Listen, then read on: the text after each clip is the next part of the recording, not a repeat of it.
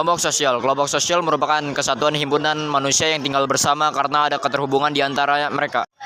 Proses pembentukan kelompok sosial. Proses terbentuknya kelompok sosial karena adanya naluri manusia yang ingin selalu hidup berdampingan dengan orang lain. Sejak lahir, manusia memiliki kecenderungan untuk hidup berkelompok. Ada dua hasrat yang dimiliki manusia sehingga mendorong untuk berkelompok. Yang pertama ada hasrat terbentuknya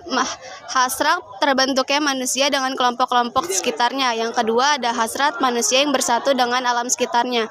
Kelompok sosial tersebut merupakan kesatuan dari manusia yang hidup dengan hasrat yang sama, ada kerjasama, serta memiliki perasaan dan tujuan yang sama.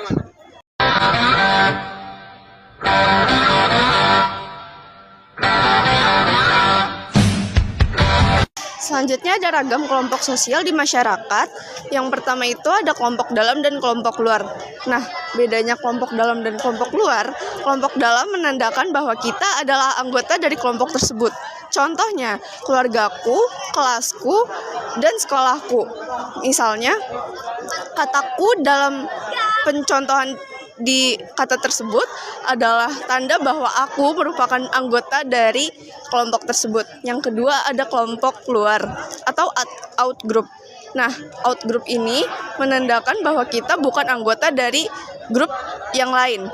Contohnya, aku adalah anggota dari kelas 11 IPS 1. Berarti aku bukan anggota dari kelas 11 IPS yang lainnya. Lalu yang kedua, ada kelompok primer dan kelompok sekunder.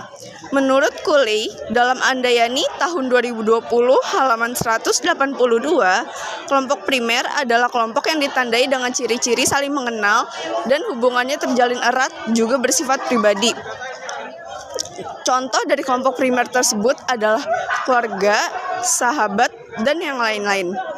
Yang kedua, yaitu kelompok sekunder. Menurut Horton dan Han dalam Setiadi tahun 2020 halaman 43, kelompok sekunder ini tidak bersifat personal, yang berarti mereka bersifat impersonal dan didasarkan pada asas manfaat. Jadi perbedaan antara kelompok primer dan kelompok sekunder adalah kelompok primer bersifat formal sementara kelompok sekunder bersifat formal sementara kelompok primer bersifat non formal. Setelah itu, kelompok primer biasanya jumlah anggota sedikit, sementara kelompok sekunder biasanya